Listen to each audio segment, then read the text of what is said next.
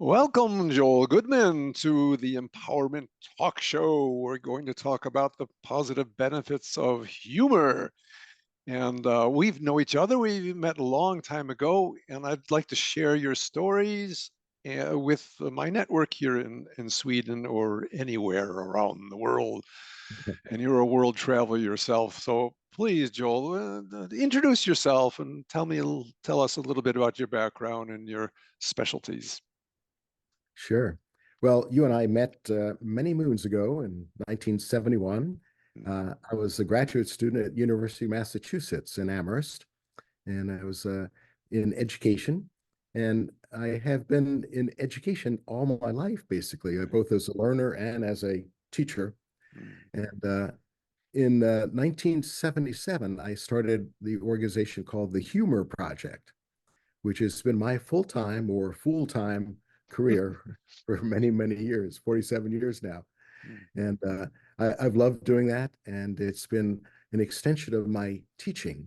In the past, I had many different disciplines and interests. I was author of 10 different books in a whole variety of subjects, ranging from That's right. consumer education to values clarification Right. to magic and the educated rabbit, taking a look at how we could use magic as a teaching tool. So I have a I have that diverse. in my bookcase. Oh, do you? Sure. Yeah. So I've had a very interesting career path in the last 47 or 48 years. Well, you have a unique story about how you got started, and it's about a bus trip and a man named Alvin. And I'd love to have you share that story with the people that are listening. Yeah, thanks, John. Uh, I was minding my own business. It was 1977, and my dad had surgery for gallbladder. And during the course of that surgery, they discovered he had an aneurysm in his aorta, which was not a laughing matter.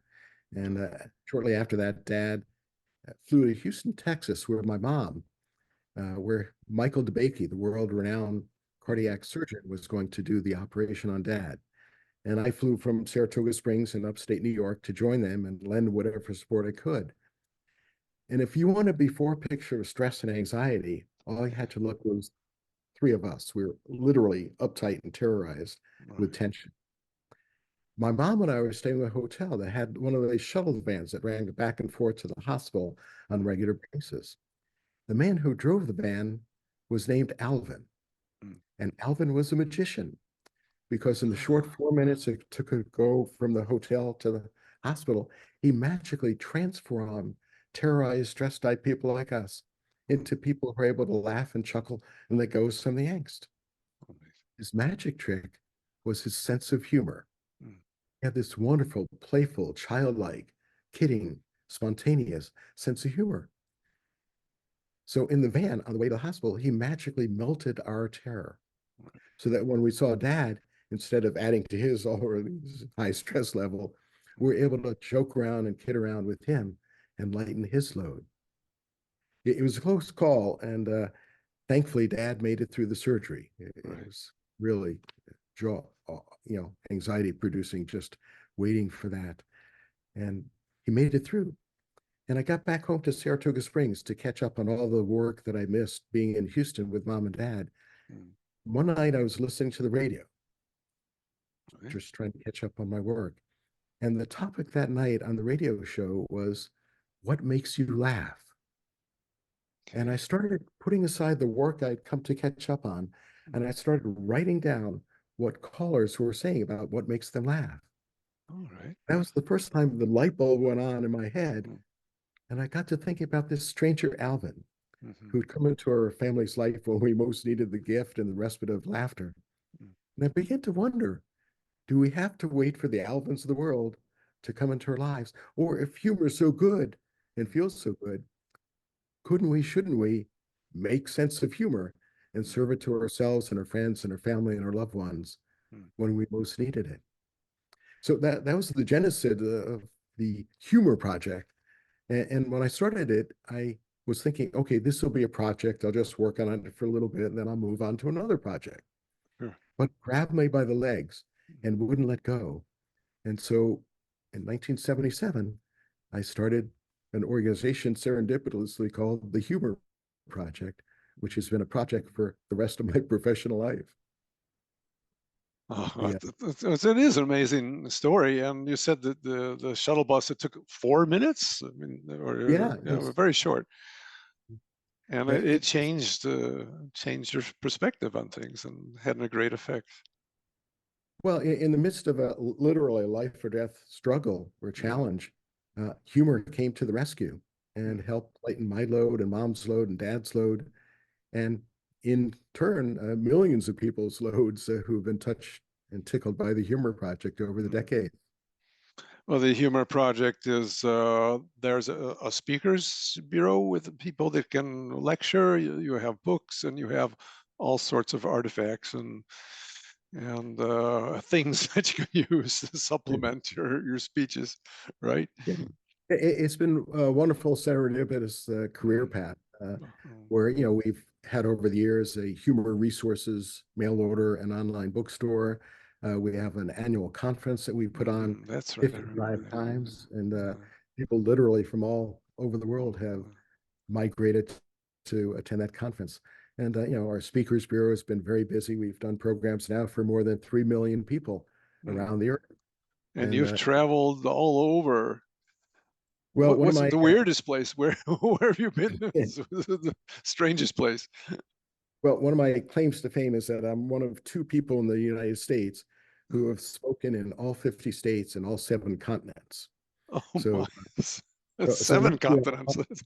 yes. So Uh, the last continent I spoke on was Antarctica, and Marge and I were down there and wow. went on land 3 times and gave a short presentation because the winds were going at 60 miles an hour and the temperatures were a little bit cold. Yeah. So I did a presentation in Antarctica for people on the cruise ship, and so that was my seventh continent to Hmm. check off on my bucket list. Okay. Well, And I've listened to you speak many times, and years ago when you've been to Sweden too, speaking a couple of times. And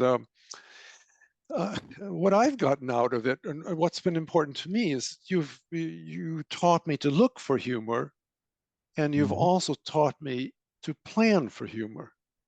And because I do a lot of lecturing myself, and I still do, and it's very important for me to get the group relaxed and laughing within the first minute or two, uh, right. and looking for opportunities the whole time. I'm not a storyteller. I have a couple stories that I tell about, talk about learning, and tell a story about my son who comes home from school and says, "School is interrupting my learning." So he did things a That's an different way. interesting perspective. And I mean, he spent his whole nights learning editing, film editing with DVDs and stuff, and that's he's living off of that now. So that it's interesting. So I don't tell stories, but there's certain interactions with the Mhm. group, and things are happening, and I can reply to that, and I'll get people to relax as well too. And I think of you often. So we haven't met in a long time, but I do think of what you contributed and Yeah. many times. And so Well, you've been an important person to me. You were on my right shoulder, I think.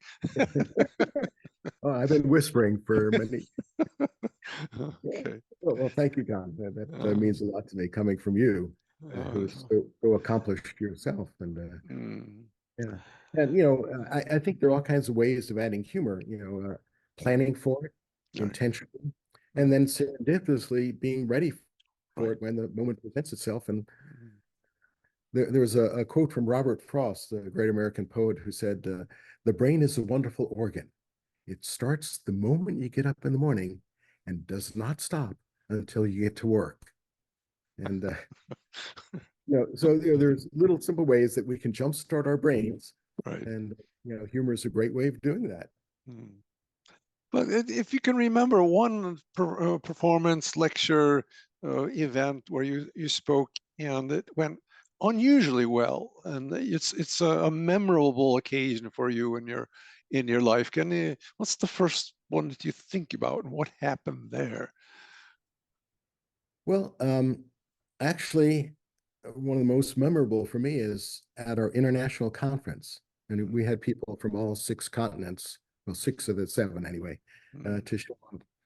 And this was a year that Margie, my wife and my partner at the Humor Project, had said, before a conference, we ought to try and track down Alvin. It's oh, been many okay. years. And so, anyway, what I ended up doing is this is in the ancient days of the internet. Mhm, I bought one of these CD-ROMs mhm, that had 80 million residences in the United States. And I looked up Houston, Texas, because I didn't know Alvin's last name. I just right. knew it was Alvin. And I went through this CD-ROM and I made a list of all of the Alvins in the Houston, Texas area. Oh no, you're kidding. And my daughter, who was like 8 years old at the time, Uh, was with me in the house when I started to call cold turkey calls to all of the Alvins. The first one I called was our Alvin. no, no, no. The And first one. yeah, the very first one. And so I tried to come across not as a telemarketer trying to Uh, sell him something, uh, and I told him what an incredible difference he'd uh, made for our family mm, in the midst of a medical crisis. And I was touched that he remembered. And so anyway, the next week, I actually flew to Houston mm, to thank him in person because right, I didn't want to just do it on the phone. And I right. met his wife, Dawn and Alvin. And then the next week after that was our annual international conference. And we flew Alvin and Dawn from Houston, Texas Mm, to upstate New York. right, And I told the Alvin story in right. great detail then. Mm, And Alvin was in the audience. And at one point, I asked him to come up on stage. And at that point, 1,000 people gave him a rousing standing ovation with tears in their eyes, tears of joy, mm, just being touched by this incredible humane being. mm. So that was for me probably the most memorable Of course, of course. or presentation because I had a Uh, chance to honor Alvin in person. mm. Okay. Writing up a few notes here. I mean, it's a remarkable story. I can see you at your kitchen table or office going through the list. I wouldn't, it's Mission Impossible, and you hit the Right. bullseye. Yeah, that Oh, was luck was with me, and oh, yeah, so that was that's incredible incredible. experience. Amazing. We got to pay tribute to him and his playful, childlike sense of Hmm, humor hmm, with a good heart, with a hmm. good heart. Well, these short moments can change lives. That's for sure. That's happened to me many times. Mm. And, well, let's choose the opposite. Take a situation that was uncomfortable, not working, couldn't get the audience with you, and you made a switch. You were able to turn it around. So, what's the first thing that comes to mind, and how did you do that? Well, I could say offhand, I've never had that experience, but No, no, no. well, I was doing a program in Cleveland Mm, for a school superintendent's mm, program.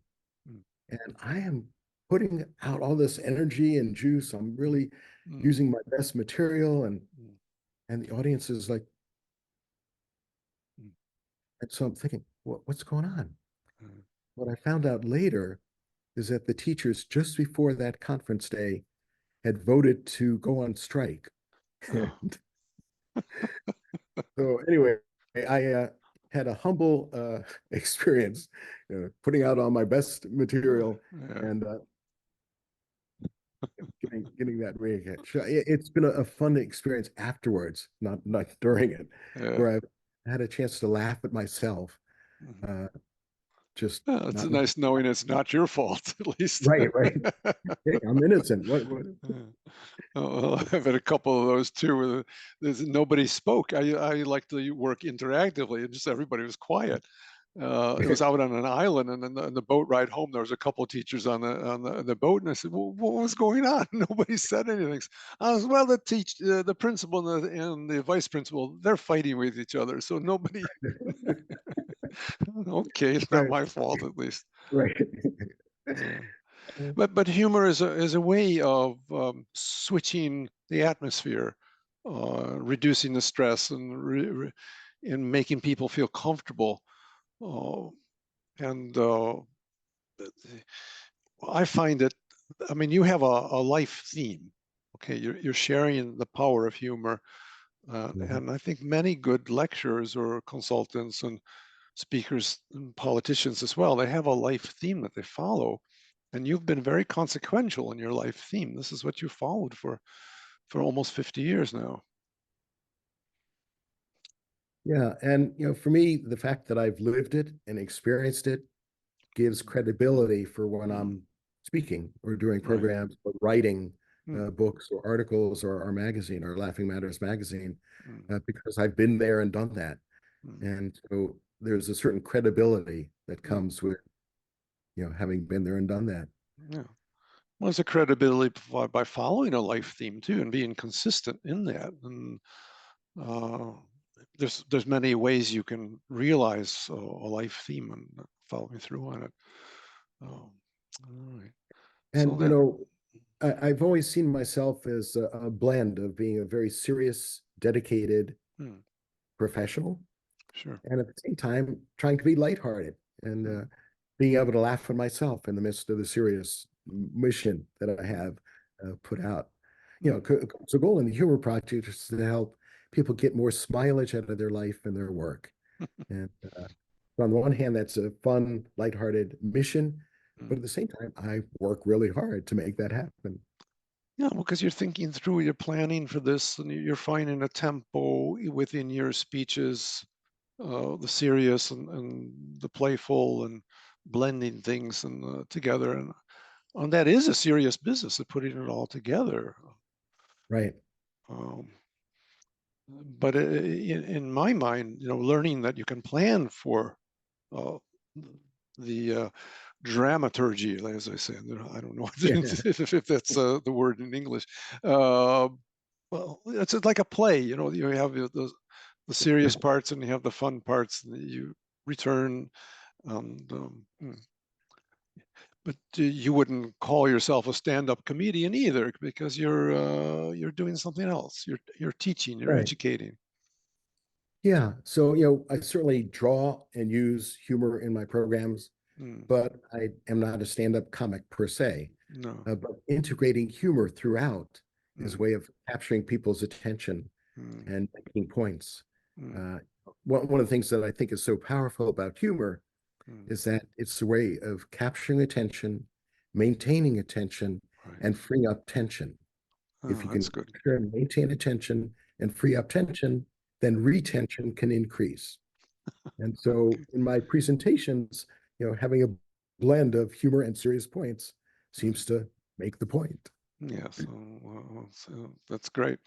Um, well, we're getting to the close of our conversation here, and I'm thinking, uh, you're the grandfather with the kids, and you're using your your skills and your spontaneity and your joyfulness there. Uh, Comes in handy, doesn't Oh yeah. Oh yeah. I've learned a lot from my grandkids already. it? Yeah, Yes. and for me, they are really. We have three grandkids. Mm, They're really my humor project 2.0 because I've experienced such joy and love, and spontaneity, since. mm. And I mean the smiles and the looks on their face, and they're running towards you to get the hug. That's a wonderful feeling, Yeah. and I'm sure you guys are wonderful grandparents. Uh, there's no doubt about that. Um, Well, we love being Pop Pop and Mimi. Those are our Pop Pop and Mimi. okay. Um, if I get back to the lecture thing, there's one more comment here.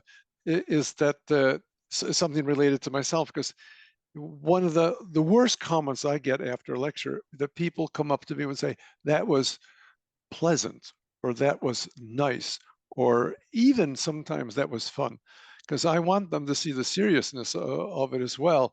There's a word in Swedish for this. It's called trevlig. You know, you've had a pleasant day. It's not a really good translation, but oh, that was nice. You know, that was pleasant. It's like, oh, give them a punch in the nose. You know, what did you get out of it? What's the seriousness? Yeah. So your intentions are the spreading the word on the possibilities of humor and the benefits of humor. Anything you'd like to ask me as we close, or other comments, things you'd like to add? Well, knowing that you're a grandparent yourself of Mm, 7, um, right. I'm curious, what have you enjoyed the most being a grandpa? Well, sharing experiences. I've spent a lot of time with my oldest grandson, and his my son and his father are sport fanatics. The my other boys, I have 3 boys, and the other boys, they wouldn't know whether Sweden was playing the finals of the European Championships in Stockholm. They had no idea. But I've been to a lot of sporting events with them together, and sharing that, and that is fun. And they're teasing me about always wanting to leave 1 minute before the game's over, so I can get home on time, and then miss the last goal. And you know, it's a Right. soccer nation here, so I get teased a lot, and that's fun. Yeah. Yeah. That's great. So that's been important, sharing for me. Just Yeah. experiencing them, you know, going to some of their events and just watching them in action, that Mhm. gives a lot of pleasure. Yeah. Well, And there's a whole variety of ways of inviting humor and laughter. right.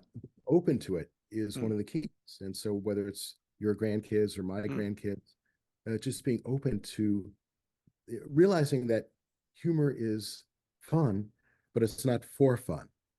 And yeah, if we're open to that mm, experience, there's a lot of joy that will come our way. right. And it's not joke telling either. It's Right. there's so many different approaches and ways, uh, looking for humor. Right. In my Humor next life, I'm going to be a comic writer. Not a comic. What do you call it? Cartoons. Not cartoons is either. But these things they have in the newspapers.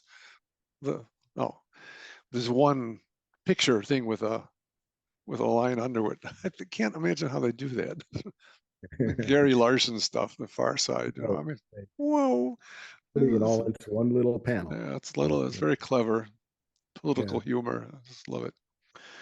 Well, Well, the example of that I have with me. mm, It's a button I got when I interviewed Charles M. Schultz, the creator of the Peanut oh Gallery, wow. for our Laughing Matters magazine. Mm, And it's Charlie Brown lamenting out loud to his pal Snoopy, saying, I'm, oops, here we go. mm. I'm still hoping that yesterday will get better. It's a good And one. with humor, all of our yesterdays can get better and all of our tomorrows Uh, can as well, you've had an amazing life, and meeting some Charles, and all the other people you've met, and all the other people that you've influenced. And yeah, I thank you very, very much for taking the time to talk to me. Give my best to the family. Enjoy your grandchildren. And I'm going to stop recording now, and we'll take it just a few minutes to talk this sure. through afterwards. But thank you very much, Joel. Of course, John, my pleasure.